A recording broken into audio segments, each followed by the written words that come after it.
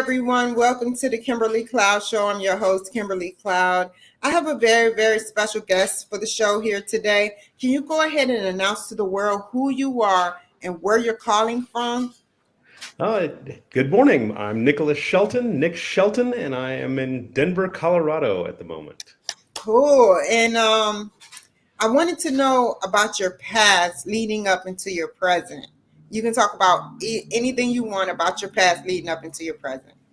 Okay, well, I grew up very shy, socially awkward, and introverted, and I saw that I was missing out on all these opportunities. And I said, wow, I would really like to be able to take part in life. So, I had to try to figure out how would I do that?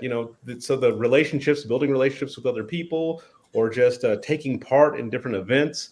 If you are not willing to step up, then a lot of these things pass you by. So for me, it was really difficult seeing all of these opportunities and relationships that I could have had passing, and I wanted to do something about it. So when I looked for resources on that, a lot of the resources were examples of scientists in a lab did this with lab rats, and when lab rat A did this to lab rat B, this part of the brain lit up. I'd say, well, how does that help me? How do I apply that to my life? And so I said, well, I'm going to have to try to be my own guinea pig and figure this out. And being an introvert and being shy and socially awkward, I think. Before you continue, what's an introvert for those who don't know, the audience? Yes, good question. So it's about energy. A lot of people think that introversion is the same as being shy. It's a little different. It's about energy. When you're interacting with someone, it takes your energy. It's draining your energy versus getting energy. So being around people, if I go into a group of people and start interacting, I'm losing energy when I'm in there. And some people, like extroverts, when they get around people, they're gaining energy from those social interactions. So I didn't know that. You can continue now. Okay. Yeah. So it's so I have a time limit, and everyone's a little different. So sometimes when I go into a social environment, I'll seem outgoing, but that might only be for 35 minutes, and then I have to leave because I'm tapped out. And so yes, it's different than being shy. But yeah, I said I need to figure out how to interact with people because I didn't know how. And a lot of other resources, once again, would say, just walk up to people and start talking. Like, I'm not going to do that. So one of the superpowers of introverts is observation, the power of observation. Yes. And so I said, well, I can just show up and be in the room, and I'll just watch people, and not in a creepy way, where you're looking over a newspaper at somebody like you're stalking, but I'll just, observe the room, and you can see what people are doing and what's working for some people and what's not. And I could say, well, what is that person doing that I could do, that I would do?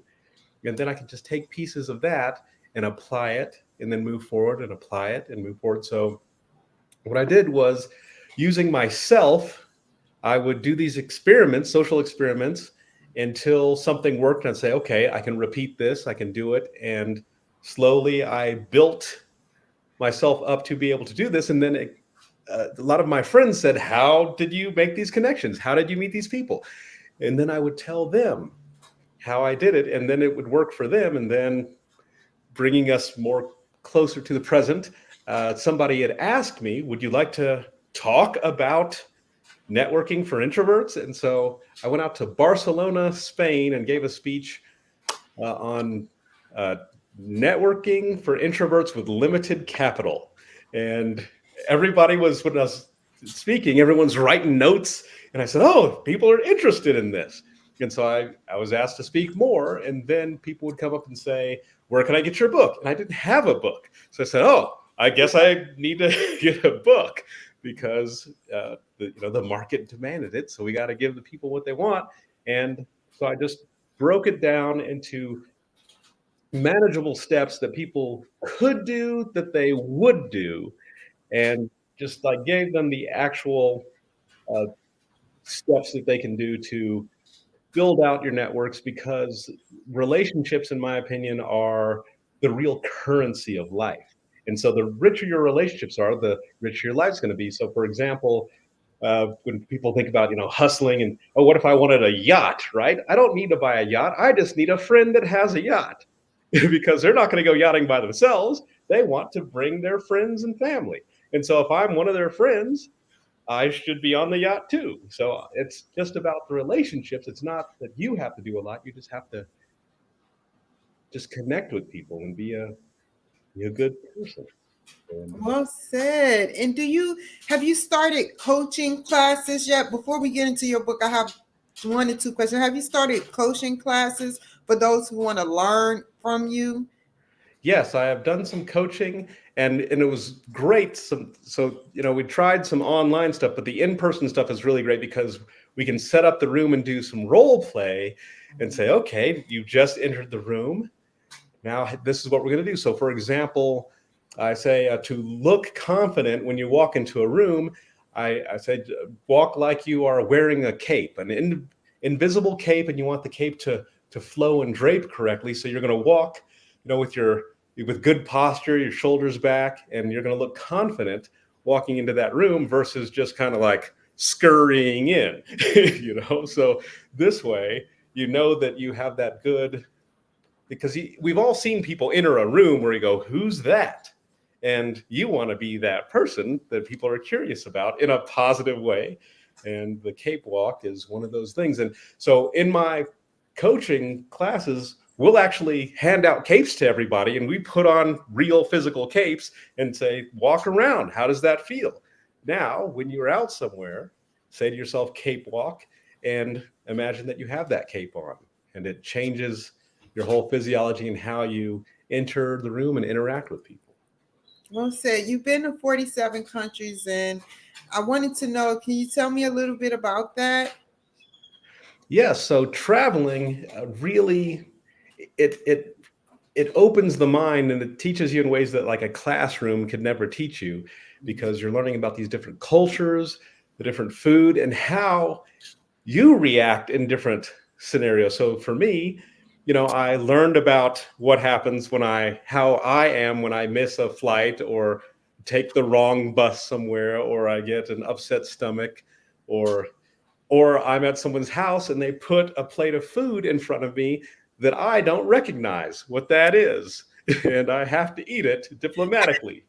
So, you learn about yourself and how you are in different situations. And if that ever happens to you with the food thing, what I do is I just say, this is my favorite food disguised as something else, but I really love this. And so then I just say, eat it fast. And then I'd eat it fast. The problem is that one time I did that, and I ate it so fast that the host said, oh, he loves it. And they brought another plate out. And I said, oh, no, I have to do it again. But yes, it's the travel, it really just opens the mind, and it helps you learn about not only other people and cultures, but it really helps you learn about yourself, and you can build out a lot of relationships that way. And the quickest way to do that when you're traveling is, if you can, take a dance class, a cooking class, and a language class, and that gets you. And you can do this without traveling. You can do this in your own hometown if you wanted to network a little bit better, because the dance class, it's kind of intimate. You're in there dancing with somebody, and a lot of times after the class, people want to go practice somewhere. So you and a little group might go practice, and you're making some friends that way. Cooking class, they'll pair you up with somebody and you're cooking, and usually that leads to someone having a dinner party and you practicing that way, and you're interacting with people. And the language class, if you're somewhere learning the language, usually the teacher will give you some tips on where to go to practice and let you know more about the culture. And you'll also be learning with people that are learning the language with you. And then you can go out on the town and practice what you learned. So these are some some little hacks to speed up the networking process and make friends. Some people have trouble making friends as an adult. That's a quicker way to do it. Well said. And me and you spoke before the show, and you said a way to help people actually travel by themselves without going with a tourist group. Tell me about that. And is that in your book? Yes. So yeah, you can. So some people want to travel, but they say, "Well, I don't really want to go. How am I going to do it by myself?" And I think traveling by yourself is one of the best ways to do it, just because it forces you to make those connections, to learn and see how you are. And sure, it gets you out of your comfort zone as well. And so if you can uh, just so some people, they say, well, what about the money part? And it's not necessarily that you need a lot of money, you just need to be resourceful. So there's a lot of those last minute flight deals that you can take. And when you arrive somewhere, you can stay at these little hostels, these backpacker hotels, and then you're meeting other people from other countries that are staying there and building out your network that way. And I find that, yeah, it forces you to rely on others and build these relationships. Because, so for example, if you took a sailboat cruise, like I went on one that had 30 people on the whole boat for a week, and if I went with somebody else, then, and this happens also with social events, if I go with somebody else, then we can just default to talking to each other the whole time, and then we're not really bonding that much with other people. But if you're by yourself, it forces you to, now you're sitting down to dinner with some strangers, and then, but they're not going to be strangers for long, because now you have to talk to other people. And so I think that it really, the getting out there and doing some solo travel really it speeds up the process of networking. And it's not hard to do, you just have to step up and make the decision to do it. Well said. And tell me about both of your books. I know that is in one of them, but get more in depth into it. And then also tell me about your first book. So An Introvert's Guide to World Domination is the first book, and that is about helping shy, socially awkward, and introverted people upgrade their lives and lifestyles through networking. And I talk about, my main three pillars are getting known, making connections, and then maintaining those connections, because a lot of times people might network, but then they don't maintain the network, and then it falls apart. So you did it all for nothing.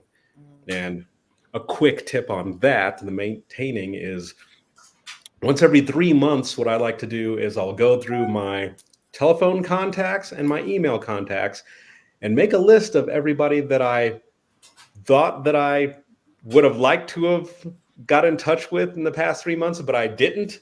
And I'll make a list of those people. And what I like to do is I like to send a little video on my phone just saying, hey, this is what the latest is with me. What's going on with you?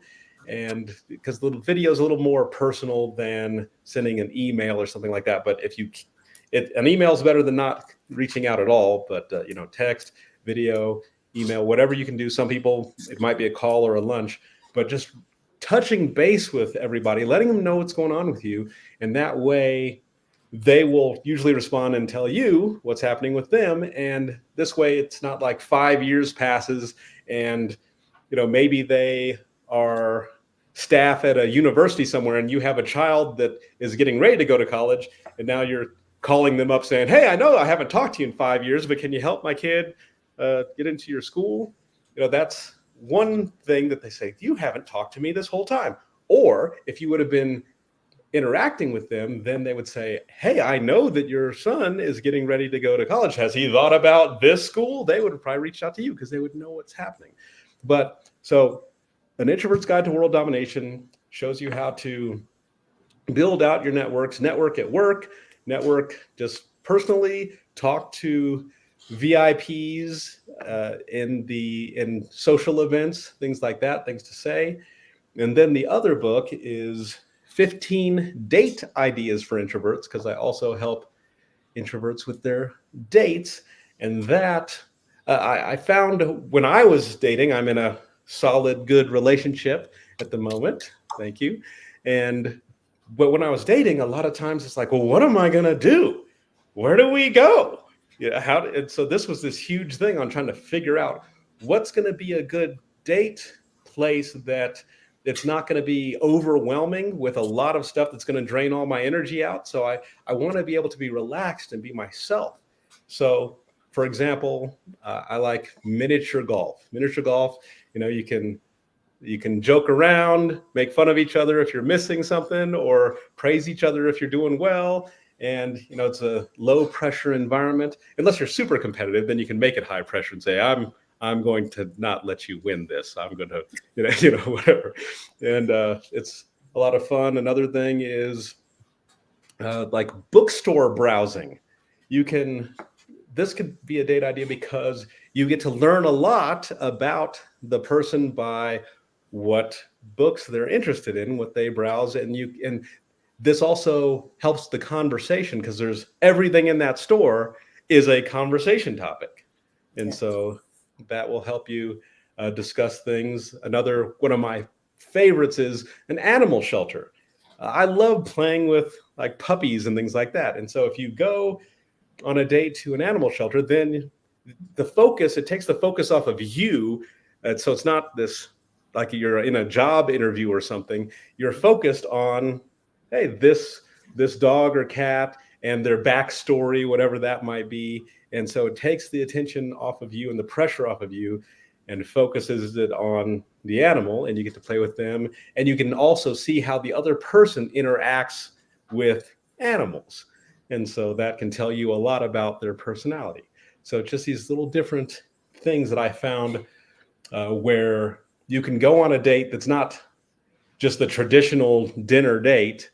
And so you don't feel like you are in an interrogation, and you can actually relax and have some fun. But those are the two books. So 15 Date Ideas for Introverts and An Introvert's Guide to World Domination. So tell me, An Introvert's Guide to Domination, World Domination, getting known. Give me an example of what you would do to get known. So an example, so I like to start off with trying to get pre-known, and that is, so if there's an event coming up, what I like to do, usually almost all events have some kind of social media attached to it. And so there'll be some kind of chat group or something happening. And so what I like to do is I will get on to that chat group and see there's always like 1 to 3 people that are really taking over that chat. They're really running it. And so I will try to ask questions or add a comment to what they said, like, yes, well said, or I agree, or ask a question and just kind of have your name pop up so they see it. And then after a while, when you're getting close to that event, you can say, I'm going to be attending and I'm looking forward to putting a face with a name and meeting you. And what this will do is it makes it so when the event comes, you're not walking into a cold room, you're walking into a room where there's somebody that's expecting to see you because you've told them, you've had a little dialogue on the chat, and now they're expecting that they're going to meet you at some point at the event. Also, a lot of conferences and things, people will fly in from other places. And so there's always somebody that says, do you want to share an Uber or a cab from the airport to the hotel? And I used to always say no. But I learned if you do it, then that's great because you're bonding with that one person. So it might be 1, 2, 3 people in a ride share from the airport, and you get to interact with them on a really low pressure environment, just riding from the airport. So now when the event happens, you already know 2 or 3 people that you shared that cab with. Same thing with the night before. Sometimes people say, we're going to meet at the bar the night before, a few of us, because I used to always show up and I'd say, how do these people already know each other? We all just got here. But they Yeah, went out yeah, they went out the night before. And so you can go out with them. You don't have to drink if you're not a drinker. You can get an appetizer yeah, and just hang out. But you're getting to know these people outside of that event. So then when the event happens, you already know you're one of those people now that knows this pocket of people because you got there the night earlier and you went out. And if nobody puts that together, you can do it. You can say you get to pick the place. I'm going out to Olive Garden or whatever, and anyone who wants to meet me, come on out. And then somebody's going to show up, and now you're controlling it, and you get to meet people. So this helps you get pre-known before the event happens, and that way you know somebody, and then that usually leads to them. If they know other people, they'll introduce you to people that they think would be a good fit for you to know. And you can also do the same because you've gotten to know these people a little bit ahead of the event. So now as you meet people, you can say, oh, I should introduce you to this person. So that's a couple of tips on getting known. well said, well said. Go out and buy his book. So the last question is, where do you see yourself with your 2 books and what you do going in the future? Well, I'm going to continue trying to help introverted, shy, and socially awkward people to better themselves. And so for the title, An Introvert's Guide to World Domination, people say, are you trying to take over the world? And it's more about the inner world, your world. Because once you can control your world, then it's much better for you to navigate the world out there. And so, yeah, I am.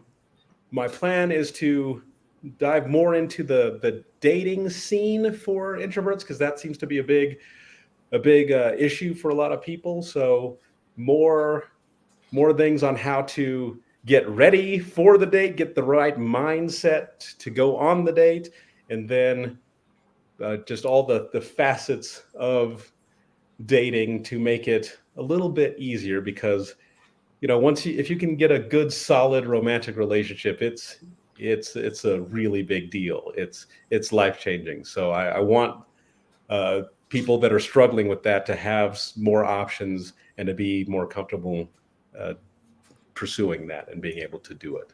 Have you ever thought about, I'm sorry, I have to say this. Have you ever thought about for the future creating your own dating website for introverts?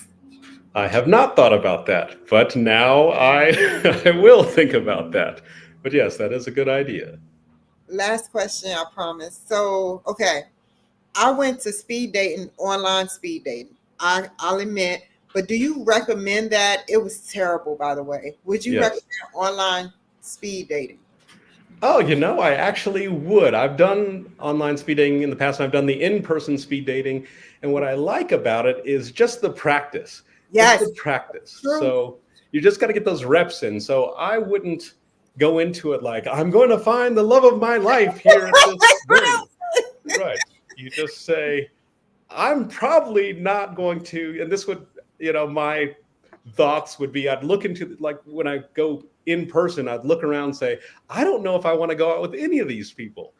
But I'd say, I'm going to sit here and go through it just because I need that practice, the reps in, just to get my conversation practice in talking to people. And the more you can talk to people in that sort of setting, then the easier it'll be when you do meet someone that you say, oh, this might be it. This might be it. But if you've never practiced, then it's going to be a lot harder than if you just got those reps in and talk to people, even though it didn't necessarily mean anything. You're still practicing, and that's how you get better. So yes, absolutely do the speed dating just for the practice. How can the people reach you? They can go to connectedintrovert.com. Connectedintrovert.com will have all the stuff that you need to reach me and check out the books. One last thing. You sound like a very well intelligent African American, I have to ask this question. If you had to give a piece of advice about dating, or you gave enough of advice, but I ask all my clients this question. If you had to give advice about dating, or trying to, help the world, do what you do, what advice would you give to the young entrepreneur that want to be in your footsteps in a solid relationship? Well, you have to show up. Nothing happens if you don't show up. You have to get out of the house and actually go somewhere and show up. So a lot of times people think it's like a bunch of steps past that, but it really is just being in the room. So put yourself in a situation where you could meet people, because they're not going to come to your house. They most likely won't come to your house, but you have to actually go somewhere. So go out where you can meet other people. Go out and try to, if there's something that is interesting to you, there's all kinds of meetups and things out there. And it doesn't have to be something you know about. It can be something you're curious about, or something that you might want to meet people. So for example, there was a meetup group for pilots, and I'm not a pilot, but I said I should know some pilots. So I'm going to go to this. So then when I show up, people would say, "Oh, what kind of plane do you fly?" And I'd say, "I don't fly at all. I'm here because I should know some pilots." And so if you, so it doesn't have to be something that you do, but yeah, you have to show up, go out there. And even if you're not actively engaging with people, if you're just in the room, then you can observe, like I had said earlier, and just be there. So then things can happen once you're there, but nothing happens if you don't show up. So the main piece of advice is show up, get out there and show up to something where other people are going to be around. And that gives it the possibility of becoming something more. Thank you, Mr. Shelton, so much for joining my show. Very, very, very educational. You take care. Stay on the line, Mr. Shelton. Y'all All right. take care. Be safe, and I'll see y'all in a bit. Bye. Thank you.